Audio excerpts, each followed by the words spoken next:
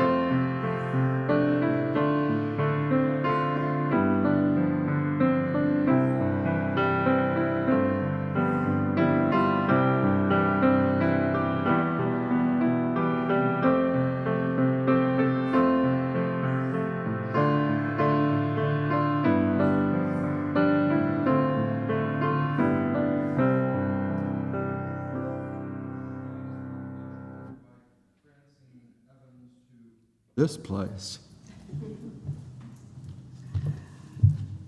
Thank you, Reverend Stacey. And good morning, Unity South. Good morning, friends. On this Memorial Day weekend celebration. Thank you. I welcome you to Unity South Twin Cities, whether you're watching online or seated here in the sanctuary. You will notice, as Reverend Stacey says, that our seating has snapped back to its traditional layout. And today, as he also said, you may sing out loud and with vigor and enthusiasm. Let's make a joyful sound to all creation. We welcome our visitors joining us for the first time. Let us greet them by affirming together, we welcome you, we bless you, and we're glad you're here. For our joyous gathering today, let us hold this thought. I behold the Christ in you. Let's speak that together. I behold the Christ in you. Throughout the week, remember our Unity South community and hold a silent blessing for each one who calls Unity South home. We acknowledge the global human family and the diversity of religious experiences. Let us give thanks for seekers everywhere who turn their attention Godward, as we give thanks for the one Spirit abiding in us all. We speak Namaste, which means the sacred in me greets the sacred in you. And now turning our focus back to our ministry, we join in the Unity South centering statement.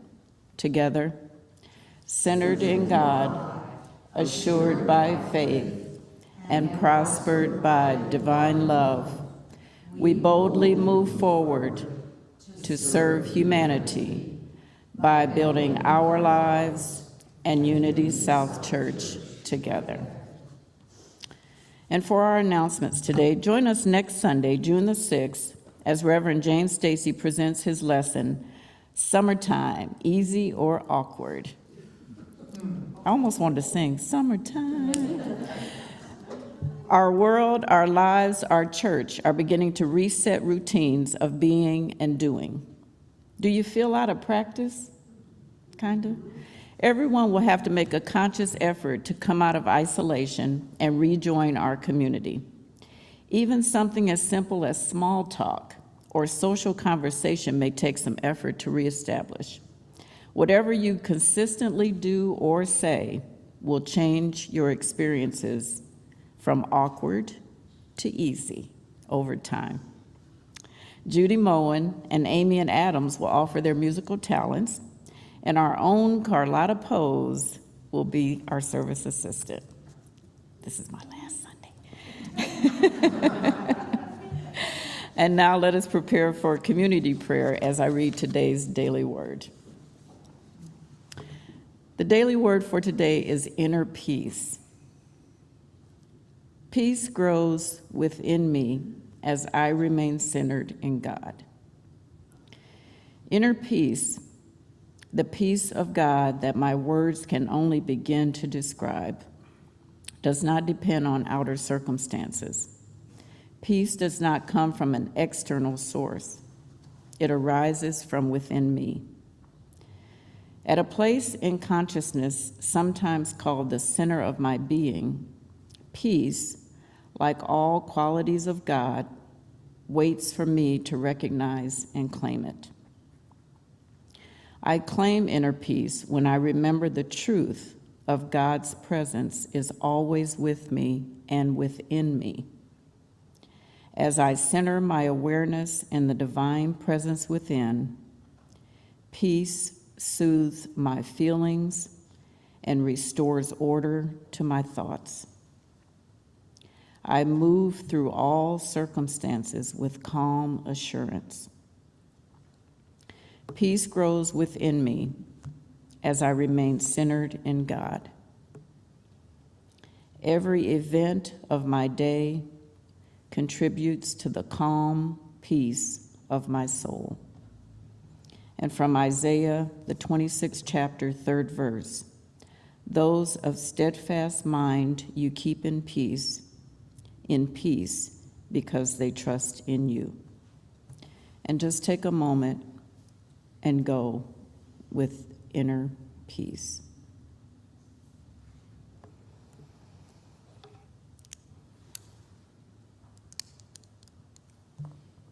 And so it is.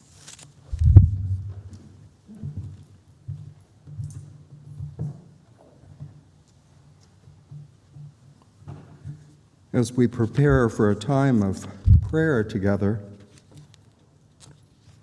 I want to remind us, I often say that this is our opportunity to come together in a unity that we find in prayer, holding one thought as a congregation. But I hope that it's been helpful that in the opening to this time that the assistant shares with you, that we take an opportunity to call to mind that people all over the world are turning their attention, I like to say Godward, toward the source of all being. And although humanity's religious expressions come in a tremendous variety of forms and traditions, the underlying truth is people all over the world are pausing sometime during the week to acknowledge the higher being, the creator of all good things, of life, of us. And so when we enter this time of prayer, it's not just those we count in this room. It's not just those good friends joining us online. It's also our friends at Silent Unity headquarters, Unity friends all over the world, and then people of traditions beyond Unity, that in truth, we are coming into a great world chorus of prayer. That's why I consider this our most significant work here at Unity South Twin Cities, is this willingness to come together in prayer and breathe together as we acknowledge that eternal, omnipotent, absolute good impulse that works through us all here at Unity South and radiating all over the world. So I invite you, and I emphasize the grandeur, the importance and power when we come together in prayer. Jesus gave that interesting formula that has always puzzled me but opened my mind. He said, where two or more are gathered. He could have said where one person is, but he said two or more, implying that prayer at its most efficient and effective is when more than one person is at prayer, a gathering praise. So let us enter the time of silence, holding a thought. Father, Mother God, you are always and everywhere present, in me, in others, in all.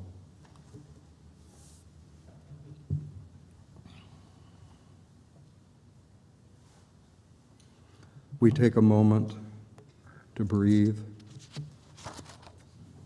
to center ourselves, to find what daily word called that inner peace at the very foundation of our being. I invite you to close your eyes if you choose, but remember, you're not praying in isolation within yourself. We simply close our eyes to turn our awareness from outer activity to the invisible activity that stands behind all things, all life, all manifestation.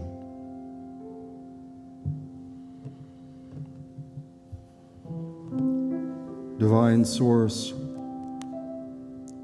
we recognize you perfectly, completely, all-inclusively as the sustaining power of each and all. As we recognize this truth, we are brought together in a unity because we are acknowledging the same infinite creative power is surging through each and every one of us, through the entire global human family. In that realization, we are knit together. We are woven together as an expression of your good, of your substance, of your wisdom, of your love.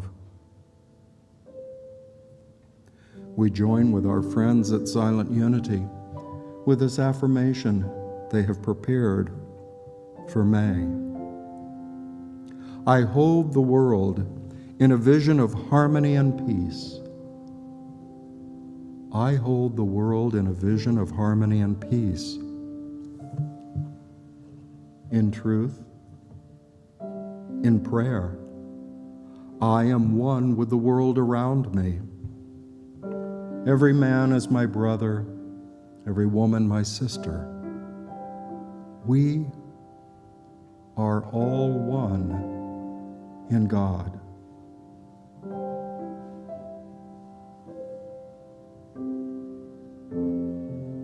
In this majestic state of oneness, I can imagine holding hands, embracing arms, walking together on earth. I hold this image in love with the world. I hold this image in love with the world family. By this image, I see the potential of the world where there is trouble.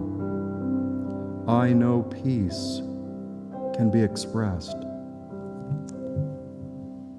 Where there is hatred or prejudice, I know there is a potential for ever-growing compassion.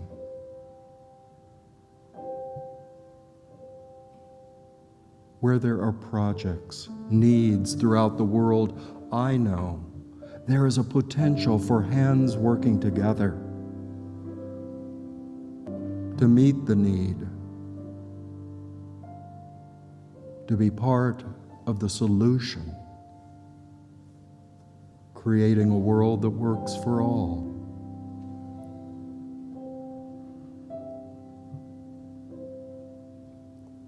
Now let us bring into our prayer awareness all those who have written prayer requests to Unity South, those who turn to us with a faith that our faith is in them,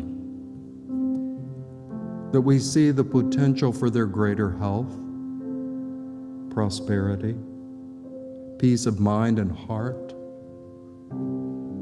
sense of self-worth and purpose in this world. Dear friends, we compassionately acknowledge that you may be facing struggles and obstacles in your life, but united in prayer, we stand as a witness. God's almighty potential is with you. Each step forward you take on your path of life is leading you to your greater good. We hold this truth. It is our conviction, and we hold this truth for you, now and always. God is good. You have come forth from good. The potential will always lead you into greater good as you allow it to work in your life. So let us carry our time of prayer now to its highest realization as we take that model for prayer that Jesus Christ taught, the Lord's Prayer, and sing it to Judy's beautiful melody.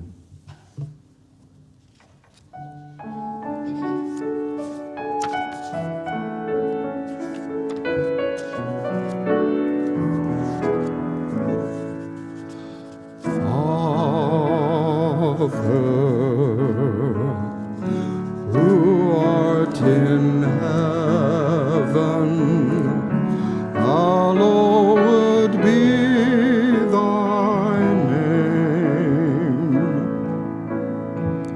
Thy kingdom come, thy will be done on earth as it is in heaven.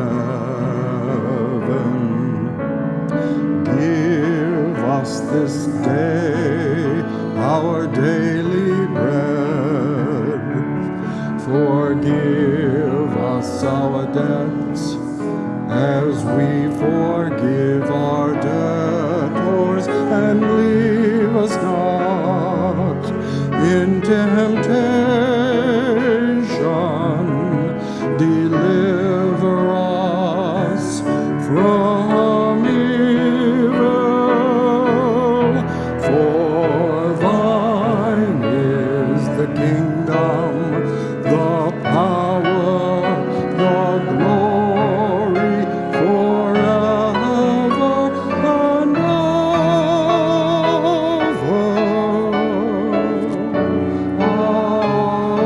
Amen. Amen.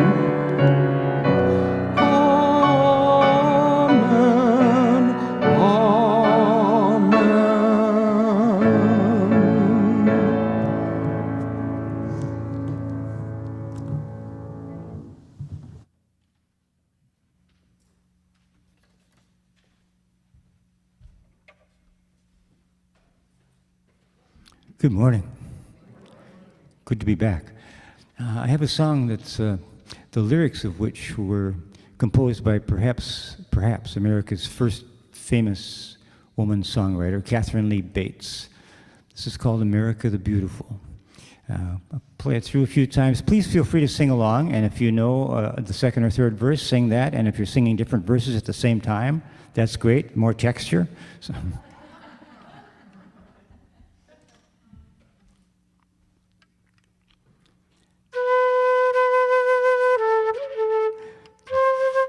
Something wrong here, sorry.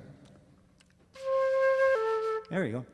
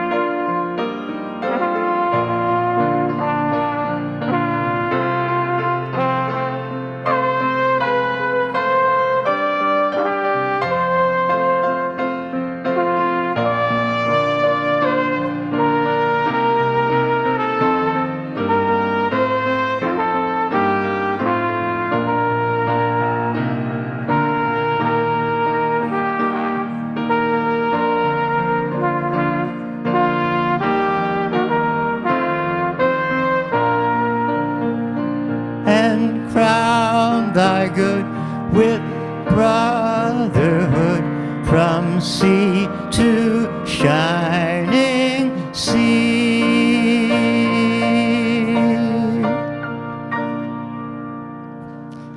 Thank you.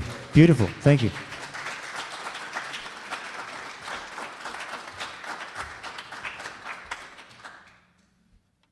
Wow, Bruce, how am I supposed to follow a whole ensemble there? That was wonderful. America.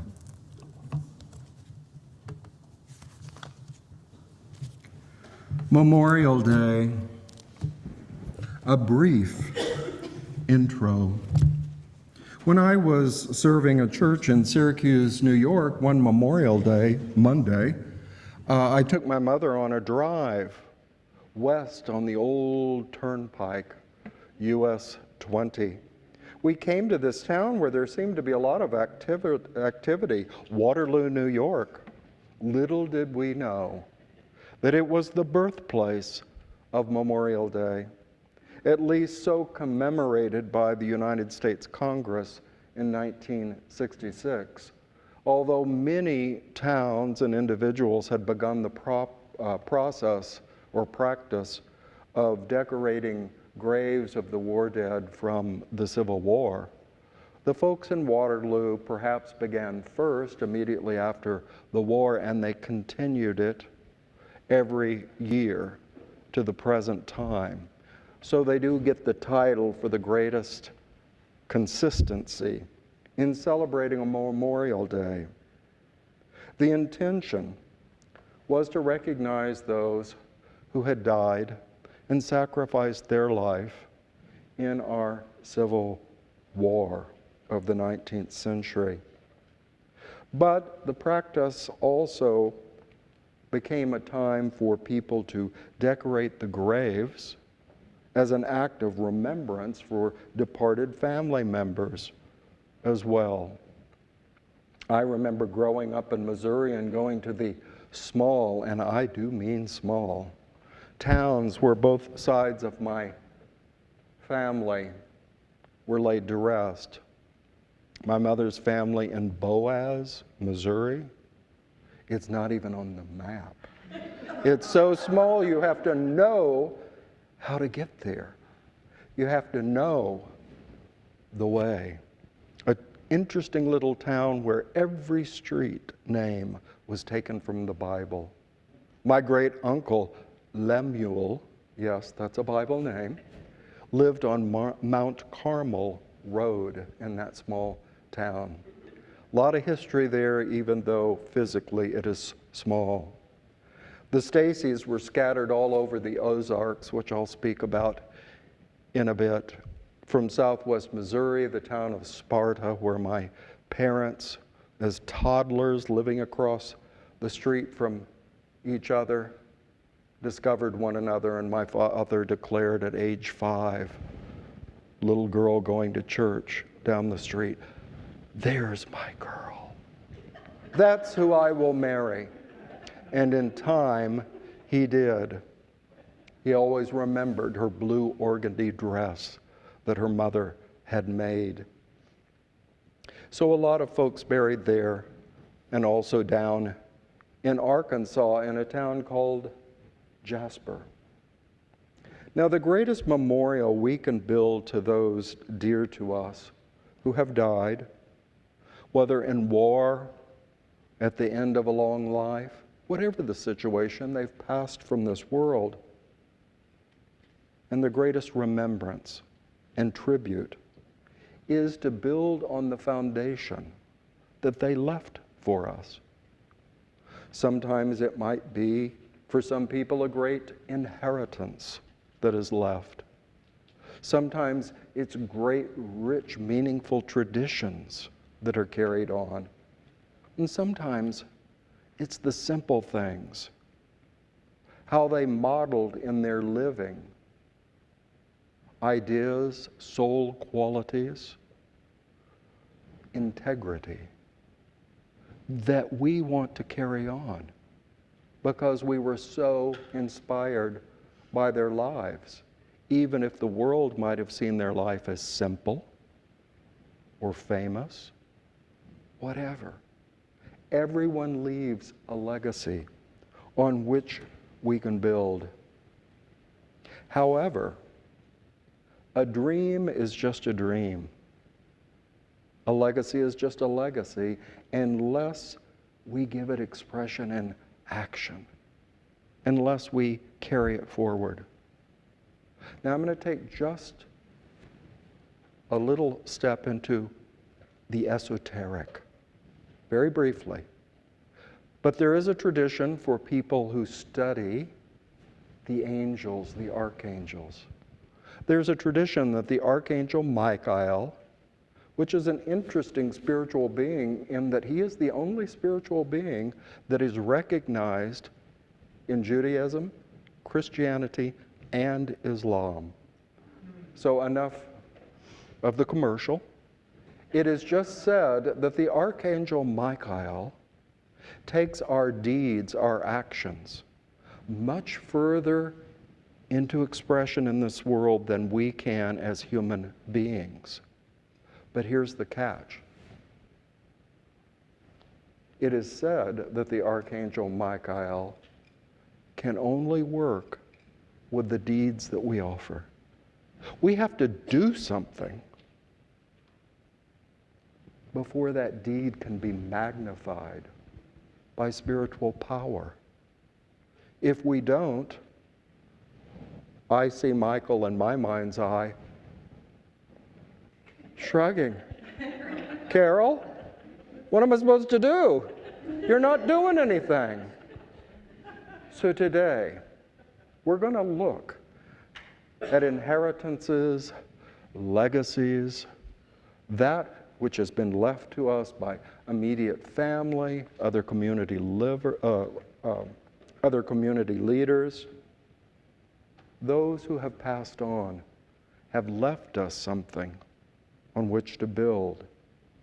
One of the most obvious ones that we can all see is to recognize those members of this spiritual community who organized about 40 years ago in the Carlson backyard. And then they used rental spaces over time until the time came that they were able to buy this property with an old church building on it. Perhaps some of you remember, we even have musicians that still play here that played in the old building. And then in 1992, close to 30 years ago, they moved into this building. I often call it to your mind, but get used to it because I will continue to call it to our remembrance. That it is a legacy and inheritance of those who went before us. Oh, a few of them are still around, but I'm not going to point out. Because then we get into counting ages, and that's not a good thing. But we sit in this beautiful home. We have the privilege to come together here, to pray together, to consider inspiring ideas, to enliven our lives, to have fun, to do social events. All of this is possible because those before us left us this beautiful home. Now we're in the process of not only maintaining it, but growing beyond its walls by this past year of sending our services out into the world. I had a lovely card this week from someone, and she enclosed a donation. And she simply wanted to write and tell the church, how much she appreciated these services online that she could attend. And people that live far from a Unity church are tuning us in because we make it possible. Because we built on the tradition of this church, although of course there are wonderful creative churches all over the world, but we're doing our part where we are to take a wonderful opportunity out into the world for people who cannot physically join with us. So I'd like us to take a look at the quality that individuals have modeled in life, and we have learned from them and have the opportunity to carry these treasures forward. Sometimes we have taken them on and they become part of our character, our behavior, our family traditions. Other standards of integrity, I might call them, may be goals we continue to strive for. For example, decisions have to be made. I remember the family culture I was born into. The foundation was laid by my parents and their families before them. And sometimes I stop in my tracks when it comes to mind that I'm doing something just like my parents did. It's like, whoa, wait a minute, I just did what Mom and Dad would have done.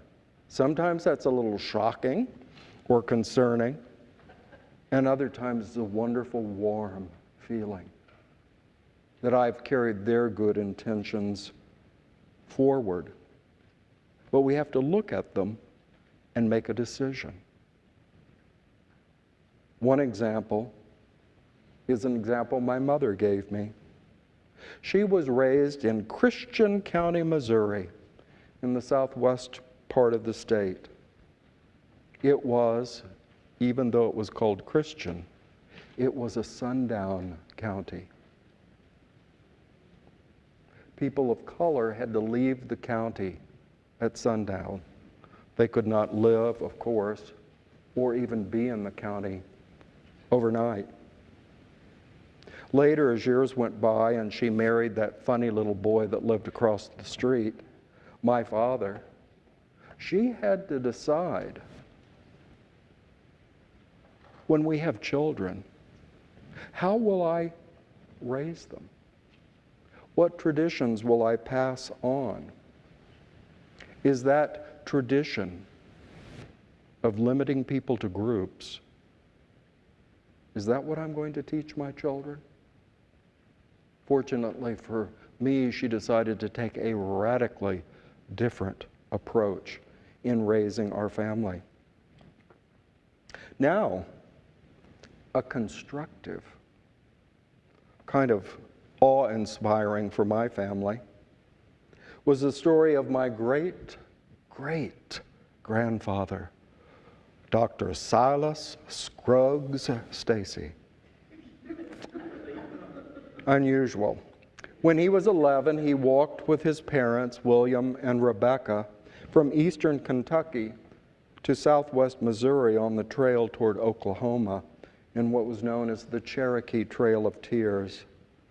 They were on the northernmost of three trails, and it was on that trail at the Mississippi during winter that 4,000 of them died from winter exposure. Silas's family made it to a cave just outside of Ozark, Missouri, now a tourist attraction. But that cave for them was not a fun summer attraction. It became their home. They lived there and welcomed other refugees from the Trail of the Tear that were getting away from the Army's lead. And they lived there and shared that home with people. Eventually, his parents were able to return to farming, which is what they knew in Kentucky. And he had bigger dreams. It was the Civil War. He had some medical training. And so he did field surgery during the war. And he always liked to do things in a big way. So he belonged and was an officer in two different groups, the Union Army and the Missouri Free Militia. And he would work between those two organizations during the war. He went on after the war to move south to northwest Arkansas and decided, well, he had a vision. He was going to build a healing resort just outside of a whole new city. And so Marble City, Arkansas, was born. Yes, they did mine marble there, and they were able to get one big stone prepared, sent by river and train to Washington, D.C. And that stone, labeled Marble City, Arkansas, is in the Washington Monument, 30 feet above the ground. He took his his medical training and the herbal cures he learned from his mother and the Cherokee traditions. Sometimes he was even known not as Dr. Stacey, but as the Cherokee doctor. For his practice and healing resort, he was proud. He developed over 200 acres, growing every known medicinal plant and herb known in the Midwest that they were aware of. He cultivated and he used it for his practice and his patent medicines, which amazed me. Dr. S.S. Stacey's Sulphur Mountain Bitters. Another was his Perfection Universal Golden Elixir and his Black None Such Draft. They were a general panacea, but very popular in that part of the country for many years. The historians recognized him as the first doctor of the Ozark Plateau, which covers the region of southern Missouri and northern Arkansas. I had the opportunity to at least see Marble City at its end. His general store, post office, hotel, rental houses that he put up, and he even built the Methodist Church himself so that people would have a place to worship.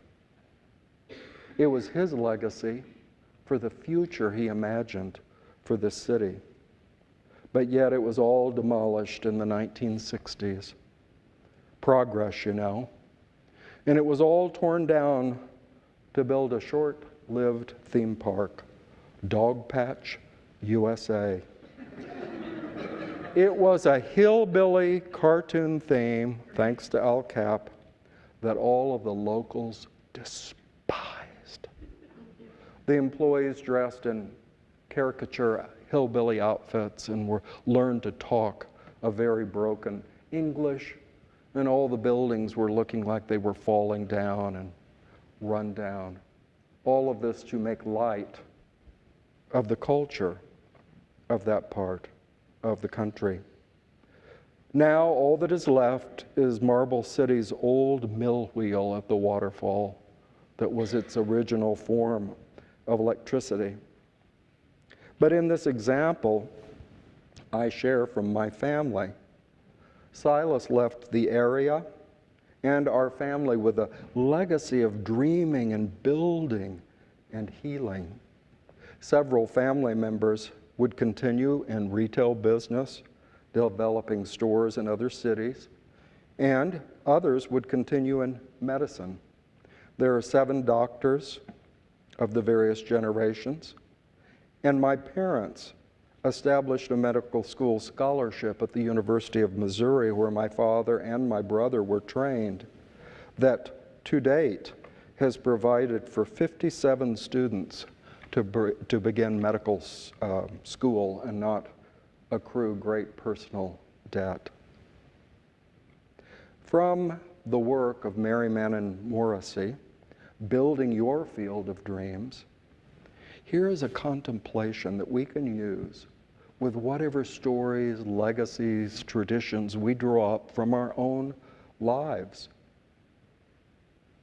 And I want you to consider this now, tomorrow on Memorial Day, and in the days to come.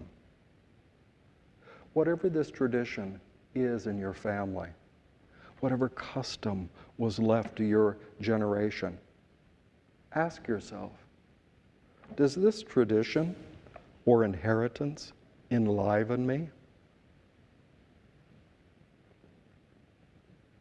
Does it align with my core values? My mother asked herself that question. Do I need help from a higher source to make this inheritance come true or continue? Will this inheritance, this legacy, require me to grow into my higher true self? Will it make demands on me? Will this tradition or legacy ultimately bless others? Or is it just about me? You, me, and all of us build upon some legacy. All of us are here today, and those online are building on the intention of this Unity South ministry. What will we leave of its mission to the future? Remember, people before us left us this beautiful property where we can gather for good times and good work. Now, many of you are helping an expanded Unity South dream through modern technology. What will our spiritual community become in the future because of what we do now? Who are the people we will attract, both physically and invisibly, online, to catch this dream that we express as Unity South? Well, I want to shift now from big projects like city building, church development, and the construction of big ideas and making dreams come true. And I want to bring it back to something that may seem small, but has a huge impact.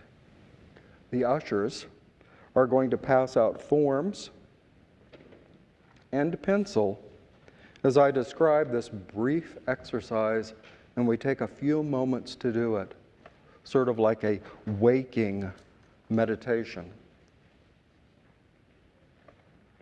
Some of you have done this several years ago when I taught the book Mastering Life's Energies by Maria Nemeth, a clinical psychologist in California. And this was one of the exercises that she developed about our legacy or inheritance. She calls it standards of integrity. And we're going to take a few moments to do it now, and then you can work on it as your homework assignment tomorrow or at another time. It's very simple, and those online, I'm sorry I don't have handouts for you, but the instruction is simple. Think of someone important to you who's no longer living. Now, it can be a relative, but it can also be a historical figure not related to you. It can even be a fictional figure for all you Paul Bunyan fans. Just someone you admire. Write their names down. Those of you here in the sanctuary now have a list of adjectives. Those online, you can do this by calling adjectives out of your own mind. But the point is, think of this individual you admire and start jotting down these adjectives that first come to mind of what you admire in them, qualities. Maybe it's courage. Maybe it's consistency. Maybe it's they carry out and do what they say they will do. Maybe they're a comforter. Maybe they're a builder. Maybe they're someone who listens, someone who encourages. Take a few moments. I know you've got a long list there. Don't struggle. Just see what pops out first about your loved one.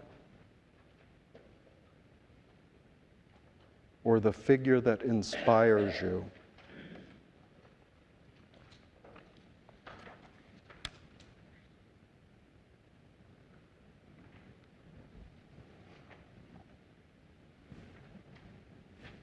Okay.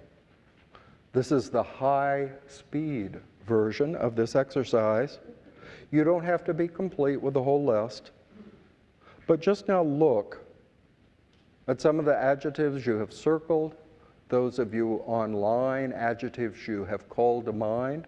It's a good idea to write them down about this person from the past that inspires you.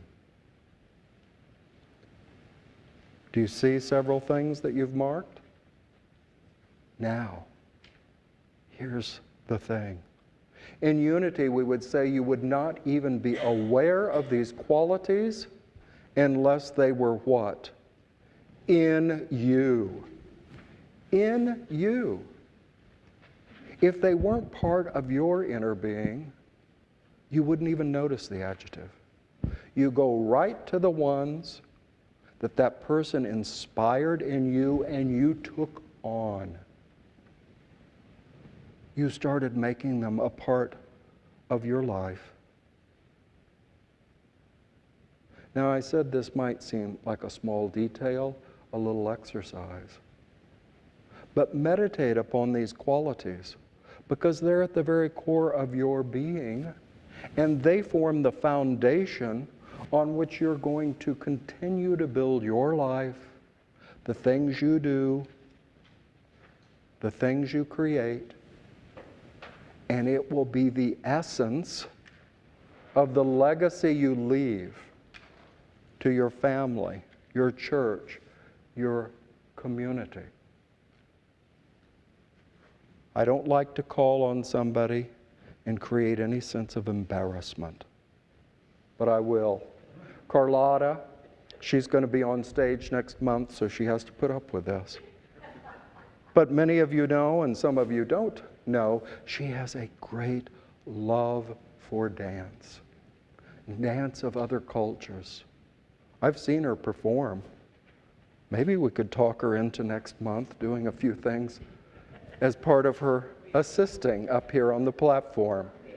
But the point is, somehow, someone inspired that in her.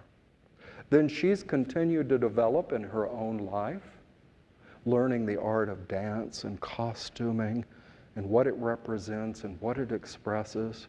And she's creating a legacy that she will pass on in her family, her community, her church. A love for the beauty of human movement.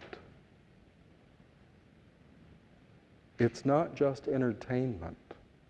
It's something that feeds our souls to see the beauty of the human in motion. Thank you for letting me share that.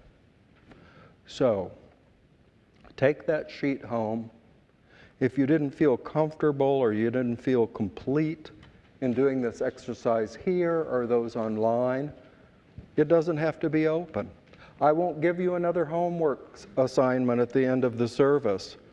This will be it. Take that sheet, take this exercise, and do it 2 or 3 times. Another way to practice it, we didn't have time for, but call to mind 1, 2, 3, 4 people in your life that inspire you, and go through that list of adjectives for each one of those people. Then go back and see if you see, again, a common thread running through all those individuals that inspired you. You most likely will, and that will just intensify your recognition of those qualities of soul that have inspired you, are within you, and you can continue to build and evolve. So I thank you for taking time for this little experience today, and it's time to see what Bruce and Judy have cooked up for us next. Must have something to do with the guitar. Ah.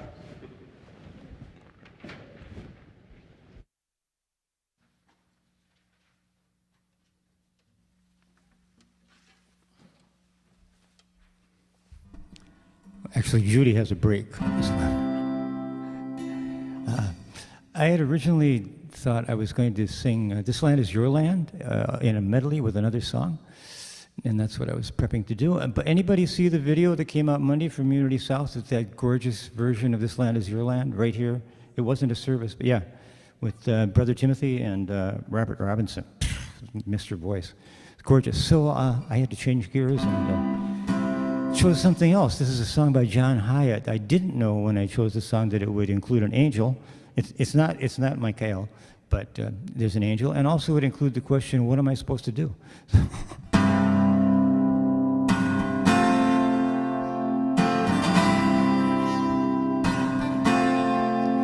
You were dreaming on a park bench about a broad highway somewhere, when the music from the carillon seemed to hurl your heart out there through the scientific darkness, from fireflies that float to an angel bending down to wrap you in her warmest coat. And you ask, what am I not doing? She says, your voice cannot command, but in time you will move mountains, and it will come through your hand. Try that line with me. It will come through your hands. Sing it with me. It will come through your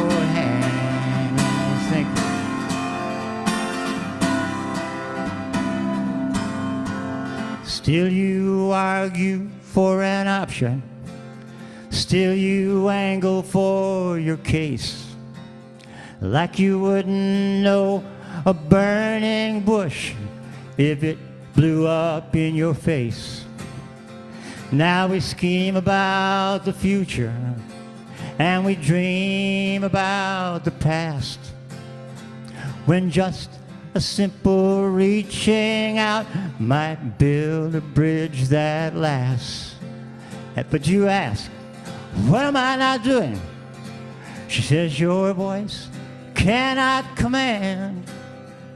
In time you'll move mountains. It will come through your hand. With me, please. It will come to your hands. Thank you.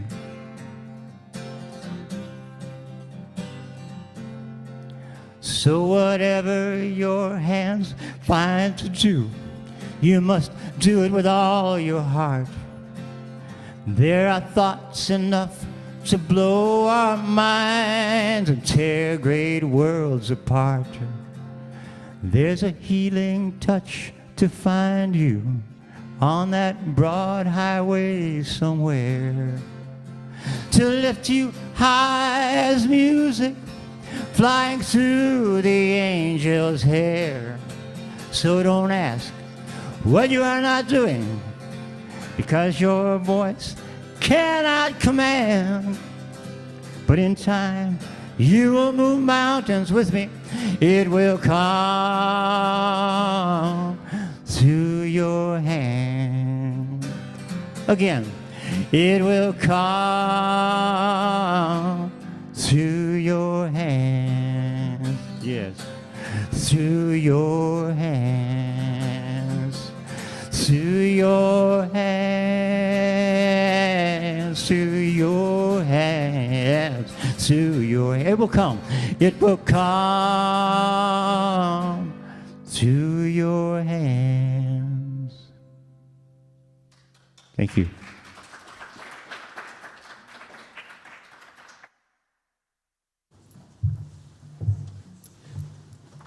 Thank you, Bruce.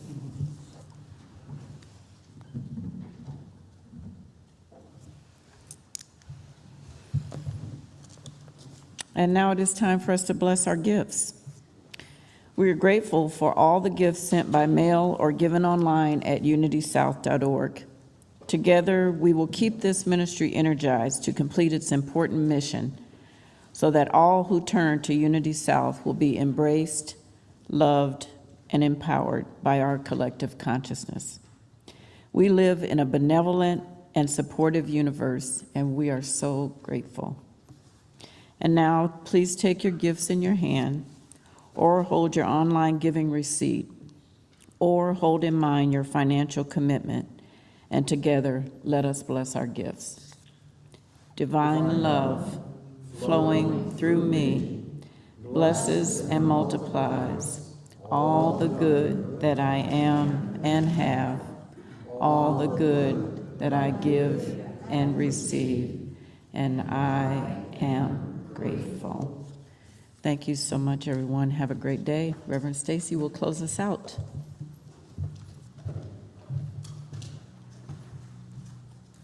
Thank you, Francine, for wrapping up 5 weeks very graciously. I told Gerald, who plans this all out, I said, find another 5 Sunday month for Francine. Well, do you remember in school, I said I wouldn't give you a homework assignment, but remember when the teacher would say, well, if you do this, it's extra credit? Remember those old extra credit? I just encourage you today, tomorrow, during the week, all the ideas of your family traditions, things in our culture from other times that come to mind, come into your awareness, whether it's how you serve dinner tomorrow, how you cook out, whatever. Say a silent thank you to that person that gave you that legacy, that established that tradition. Thank you. Thank you for establishing this, laying this foundation for my life now. Thank you for establishing that foundation for my life now. It will enrich your experience, I promise it, plus you get extra credit in my little book up here. So now, let us prepare to close our time together, and I invite you to join me in our prayer for protection. And let's speak this just a little bit slower than we usually do, to give your mind the chance. What is the quality of the light of God? What is the quality of the love of God, the power of God, the presence of God that we speak in this prayer so that we don't just rush through it, but we set these as seed ideas within our soul that take root, grow, and develop. Together, slowly, the light of God surrounds us. The love of God enfolds us. The power of God protects us. The presence of God watches over us. Wherever we are, God is, and all is well. Amen. And one other little hint, that's a great prayer to say with those that have passed on. I practiced this prayer with my late parents because, you see, they're in the spiritual realm, I'm here, but we can both speak this prayer. It's true on earth and beyond. Say it for those who are departed that you hold in your heart as you speak this prayer with them. So, now, as I usually say, I invite you to go out the front door and visit, but you're actually free to visit here in the room, in the rotunda downstairs, and outside. You have a choice. Thanks be to God.